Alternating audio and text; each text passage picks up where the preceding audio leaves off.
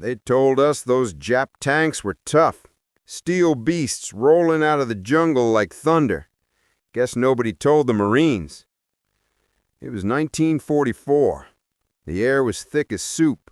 The jungle stank of rot, cordite, and death. We were half crazed, running on coffee, K-rations, and bad orders. Then, through the morning mist, we heard it. A low rumble, like a freight train crawling through mud. Some green kid whispered, "Tank!" and every man froze. You could feel it before you saw it, that slow, grinding menace. A Japanese Hago light tank, its gun turret swinging like an eye, searching for prey. To the brass, it was a threat. To us, well, we were about to find out. The damn thing broke through the tree line, paint chipped, the rising sun emblem glinting in the morning haze. A machine straight from Tokyo's nightmare factory. It fired. A shell screamed past, split a palm tree in half, showering us in splinters. We hit the dirt, swearing, spitting mud, clutching our rifles like they were part of our skin. Then, Corporal Davis, guy with more guts than brains, yells, "Hey, Sarge, think that pea shooter can dent our foxhole?" We laughed, nervous, loud, kind of madness only men under fire can know. That's when our gunner, Big Joe, swung the 50 cal around. He laid into that tank like he was mowing the damn jungle. The rounds punched through the armor, clean, beautiful holes, and sparks flew like fireworks on the 4th of July. You could hear the crew screaming inside, short, sharp, terrified. Then, silence. The Hago stopped dead in its tracks, and we just started laughing. Not out of joy, not out of cruelty. It was the kind of laugh that comes when you realize death ain't always the biggest thing out here. Sometimes it's just another target. That day, the legend of the Jap light tank died in a hail of American 50 cal rounds. But that was just the start. Because what came after? The jungle fights, the ambushes, the heat, the fear. That's where the real story begins. Before that morning, before the Hago rolled out of the tree line like some angry tin can, the island was quiet. Too quiet. We were on Bougainville, early 44, a green hell somewhere in the Solomons. You could smell the jungle before you saw it, that mix of rot, rain, and something alive that wanted you dead. The trees leaned over you like giants, their roots twisting through the muck. Every step made a sound you didn't like. We'd been dug in for days, foxholes half filled with rainwater, leeches crawling up your sleeves. The kind of place where a man starts talking to his rifle just to stay sane. We were the 3rd Marine Division, roughnecks, scroungers, tired as hell but meaner than the weather. The brass said the Japs were holed up inland, licking their wounds after the Navy gave them a pounding. Right, mopping up in a swamp where every tree could hide a sniper and every shadow could be your last. The days blurred together. Rain at dawn, mosquitoes the size of bombers, coffee that tasted like engine oil. Then, just when you thought you'd go nuts from the waiting, something would break the silence. A rifle crack, a mortar thump, a scream that didn't sound human. We'd huddle under our ponchos, cleaning our Garans, trying not to think about the next push. Guys told jokes just to keep the dark out. Private Shorty Mills, kid from Kentucky, said, "When I get home, I'm going to kiss the first patch of dry ground I see." Sarge laughed and said, "You'll probably kiss the ground before that, Mills." That's how it went. Laughter, sweat, fear, all mixed into one long heartbeat. At night, the jungle came alive. Cicadas shrieking like sirens, geckos chirping, the distant pop of gunfire somewhere down the line. Every sound made your skin crawl. We slept with one eye open, finger on the trigger. You didn't dream out there. You just waited for morning. And when morning came, it brought the same stench, the same sweat, and sometimes something worse. That's when we started hearing rumors. Japs were moving tanks through the brush. "No way," we said.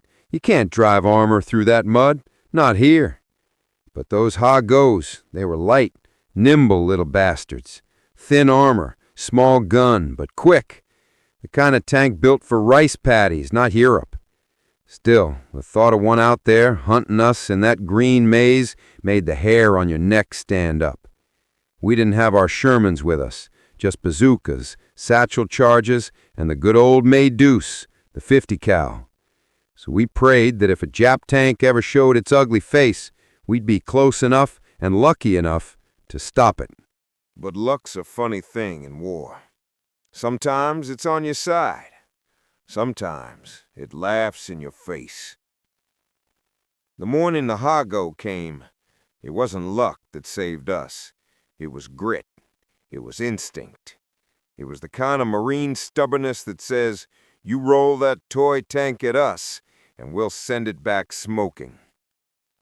But before that showdown, we had to meet the men, the guys who made that moment legendary.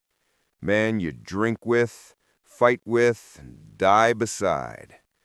The brothers who turned fear into firepower. And that's where the heart of this story lies. You never forget the men you bled with, not their faces, not their voices, not even the way they cursed when the rations ran out. We weren't heroes. We were a pack of tired, dirty, half-mad Marines who just kept pushing forward, because there was no other direction left. Our outfit had characters. Every squad does. It was Corporal Big Joe Mancini, our 50 cal gunner, from Brooklyn. Thick arms, thicker accent. Could tear apart a Browning blindfolded. And he swore he'd marry his machine gun if it got him through the war. He'd say, "This baby talks louder than the brass," and when he pulled that trigger, nobody argued. Then you had Sarge, Bill Ironjaw Reeves, a Guadalcanal vet, scars on his cheek, voice like gravel. He'd seen more hell than most of us could dream of. Didn't say much, but when he did, you listened. He didn't believe in luck or God or happy endings, just grit. He'd tell us, "The Corps don't train you to die, boys. It trains you to outlast the other guy." Private Shorty Mills was our comic relief, a farm kid who thought the Pacific was going to be palm trees and coconuts. He'd draw pin-up girls in the mud, talk about his mama's cornbread, and keep a little harmonica in his pocket for slow nights. That thing saved our sanity more than once. And then there was Doc Henderson, our corpsman. Didn't smoke, didn't swear much, a soft-spoken angel in hell. He carried bandages instead of bullets, but had more guts than any of us. When rounds started flying, Doc was the first to move, straight toward whoever was hit. We'd yell, "Stay down, Doc!" He never listened.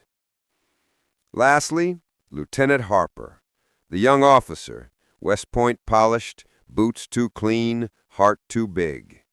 The kind of leader who still thought war had rules. He learned fast that out here, the jungle doesn't play by any. Together we were a strange mix. City boys, farm kids, factory hands. Some had joined for glory, others because they didn't know what else to do. But out here, none of that mattered. The jungle stripped you down till all that was left was your will to live. We spent our nights talking about home. Joe would brag about his girl in Brooklyn, legs up to heaven, he said. Shorty swore he'd open a diner when he got back. Ironjaw just stared into the fire, quiet. He'd been through too many campaigns to believe in tomorrows. And me? I just wanted to see another sunrise. One night Harper pulled out a crumpled letter. He said it was from his kid sister, 16 years old, asking if he'd be home for Christmas. He didn't answer her. He just folded the letter, stared at the jungle, and whispered, "If I make it, I'll tell her about the noise." how it never stops. That's the kind of thing that sticks with you. The noise, the sound of rain, gunfire, engines, men breathing too hard. The jungle never shuts up. It keeps whispering, even when nothing's moving. We all knew something was coming. The Japs had been probing our lines, testing us. Snipers at night, mortars at dawn. Then the scouts came back one morning, sweating, eyes wide. They said they'd seen movement through the trees, tracks, heavy ones, treads. Iron Jaw spat his coffee into the mud and said, "Well, boys, looks like the party's bringing armor." Big Joe grinned. "Good," he said. "Let's see if their tin cans can dance." We checked our positions, set up the Ma Deuce behind a fallen log. Joe fed the belt, kissed the receiver for luck. Every man was quiet, listening. No jokes now, just the low hum of mosquitoes and hearts beating too fast. Then we heard it, that rumble again, far off at first, then closer, the kind of sound that makes your bones tighten. The jungle started shaking, branches snapping, vines tearing loose, and out it came, that damn Hago. Small, squat, painted in that faded jungle camo the Japs thought they made him invisible. The rising sun symbol glared off the turret like an eye. It crept forward, slow, steady, its little 37mm gun jerking left and right, sniffing for targets. Behind it, a handful of Jap infantry, hunched low, their bayonets glinting in the damp light. Big Joe muttered, "Looks like a baby Sherman that forgot to grow up." We almost laughed, almost, till that thing fired. The shell screamed past and slammed into a palm tree 10 yards from Shorty. That tree exploded, bark, smoke, and shrapnel everywhere. Shorty dove face first into the mud and yelled, "Holy hell, that thing bites!" Iron Jaw barked, "Hold your ground, wait for my mark." The Hago kept rolling closer, its treads whining, gears grinding. You could see the driver now through the viewing slit, goggles on, mouth open, yelling orders. Another shell, whoom, hit the ground behind us, showering dirt into the hole. The tank was no more than 50 yards out. That's when Iron Jaw shouted, "Now, Joe, light it up!" Big Joe grinned like a madman and opened up with the 50 cal. The jungle erupted. That Browning sang like Judgment Day. Brrrr, each burst hammer in the air, each round screaming through the mist. The tracer stitched a red line straight across the Hago's side. And then, magic. The 50 cal rounds punched through that armor like it was wet paper. Tiny sparks bloomed all over the tank's hull, holes appearing faster than you could count. You could hear the tink, tink, tink of brass raining around us as Joe yelled over the noise, "Come on, you tin can, let's see what you got." The Hago jerked, stopped, and tried to swing its gun toward us. Too slow. Joe walked his fire up the turret, chewing through the steel. Then, a flash inside. A burst of orange light shot out through the slits. The tank coughed smoke. We saw the crew scrambling. One tried to climb out the hatch, flames licking at his uniform. Then the ammo cooked off. Whump! The Hago popped like a firecracker. Hatch door flying into the air, smoke curling into the trees. We hit the dirt as a burning tread spun free, clattering across the mud. Silence followed, the kind that feels alive. Just the crackle of fire and the distant whine of mosquito again. Big Joe looked at his smoking barrel, then at the tank. He started chuckling. "Would you look at that? The mighty Imperial Japanese Army built themselves a tin lunchbox." Even Iron Jaw cracked a smile. Shorty spat in the mud and said, "Guess the Japs forgot to read the part where .5 cals don't care about armor." We all laughed, loud, unhinged laughter that cut through the tension like a knife. The kind of laugh that's part relief, part insanity. Doc shook his head and muttered, "You boys are nuts." Then Harper came crawling over, eyes wide. "Everyone accounted for?" he asked. Ironjaw nodded. "Still ugly as ever, sir." The lieutenant stared at the burning wreck. His face was pale. "That thing could have taken the whole platoon if it got closer," he said quietly. Big Joe slapped the side of his gun. "Could have, sir, but it didn't." That's when the reality hit us. This wasn't over. The jungle started whispering again. Movement, more shapes in the brush. Infantry.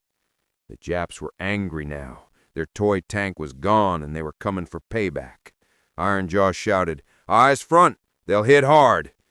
The smoke from the Hago drifted like a ghost through the trees, turning the sunlight into a hellish orange haze. We could hear the enemy yelling, "Banzai!" echoing through the canopy. We braced ourselves, garans ready, bayonets fixed. And in that breathless pause before the next storm, Shorty muttered, "You know what, boys? I think the tank was the polite part." Then the jungle exploded again, and all hell broke loose. They came screaming through the smoke like ghosts on fire. Bayonets flashing, eyes wide, voices cracking with that wild banzai that could freeze your blood or make you shoot faster. We didn't think, we just reacted. The world turned into noise and motion. Garand snapping, bars hammering, mud flying in every direction. The dead Hago sat there burning behind us, lighting the jungle in a dull orange glow like the gates of hell. Big Joe stayed on the 50, mowing down anything that moved. Every burst was another Jap cut down before he hit the line. The gun steamed from heat, belt after belt rattling through his hands. He was laughing again, that half-crazy laugh that said, "I'm still alive." Ironjaw was shouting orders, calm as ever, voice hoarse from smoke. He said, "Hold your line. Don't let 'em flank. Keep your heads down and your heart steady."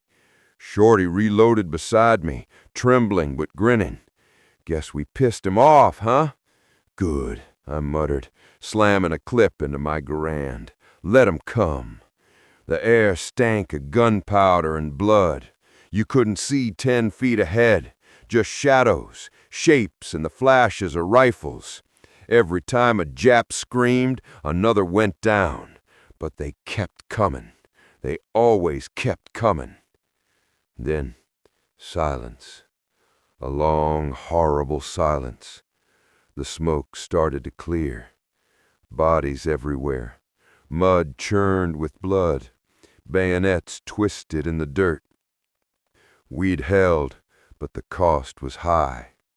Doc Henderson moved among the wounded, his hands steady even as his voice broke.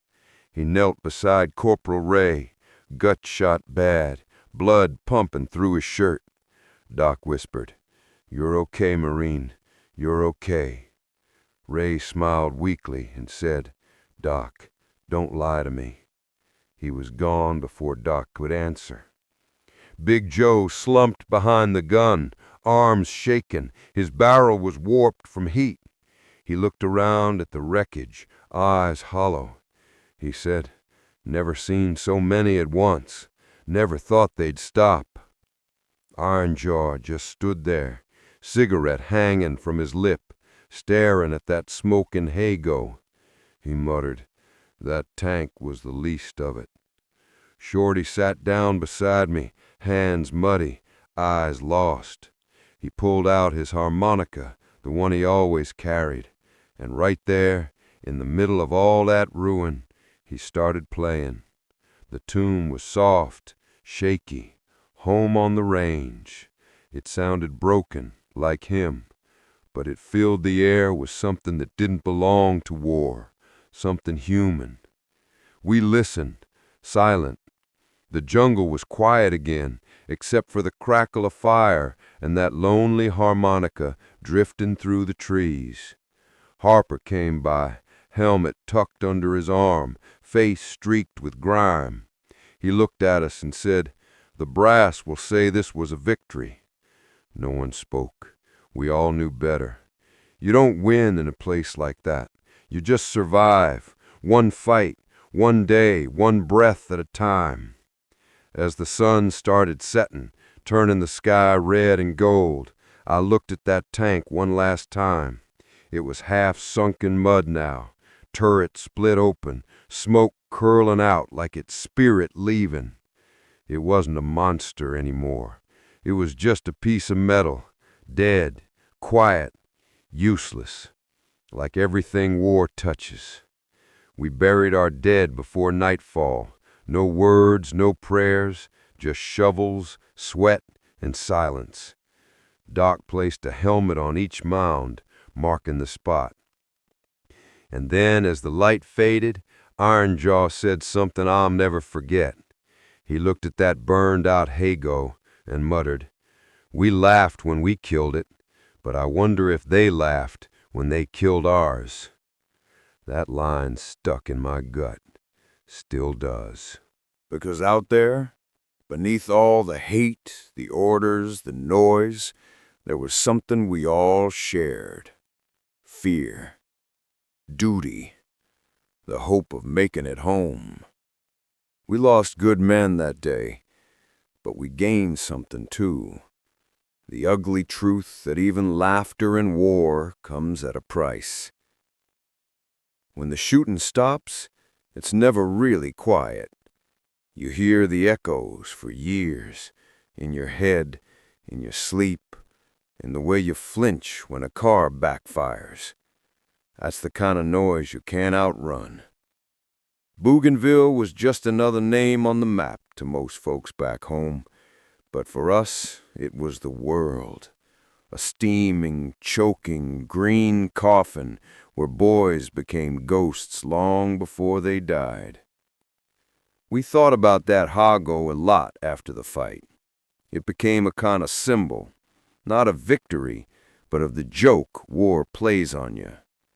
You spend days fearing something, a tank, a bullet, a man, and when it finally shows its face, it turns out to be smaller than your fear.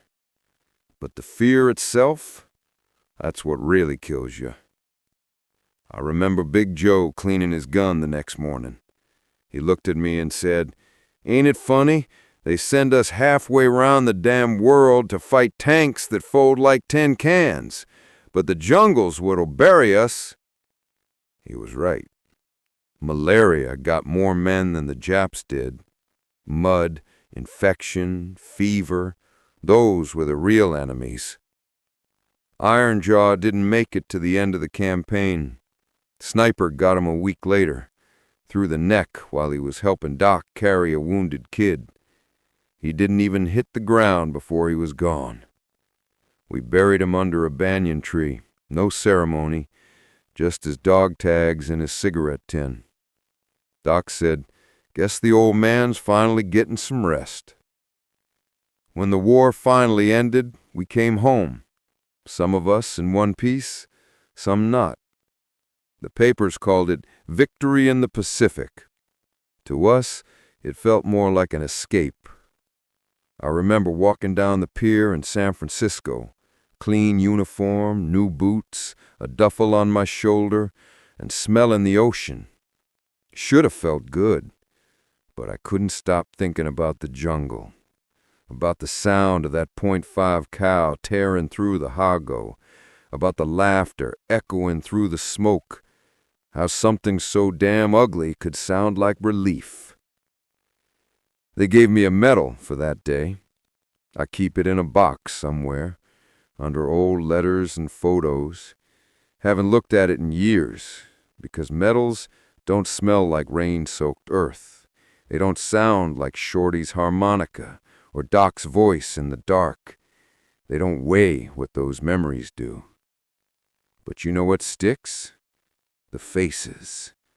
The way the light hit their helmets at dawn. The way they laughed even when the world was burning.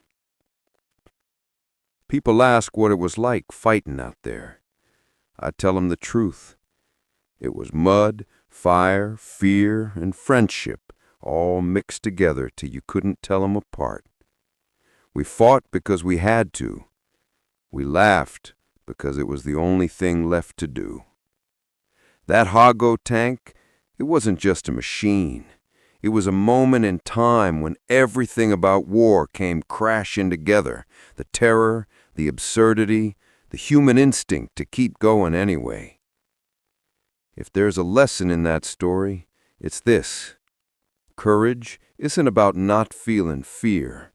It's about standing knee-deep in the mud, staring down a roaring tank, and still finding the strength to pull the trigger and maybe even laugh after. Because if you stop laughing out there, you're already dead. So here's to the ones who didn't stop. To Iron Jaw, Big Joe, Shorty, Doc, and every Marine who faced hell and came out grinning. They were young, scared, stubborn, and they made history one muddy, blood-soaked joke at a time. And that's how the Marines met Japan's Hago tank and laughed when .5 cal rounds tore right through it. Because out there in the jungle, laughter wasn't madness, it was survival. If this story moved you, if it made you see those men, hear that gunfire, or feel that brotherhood, then don't let it fade into history. Hit subscribe, share this story, and tell someone about the men who fought, laughed, and lived through hell. Because as long as we remember them, they're still standing watch.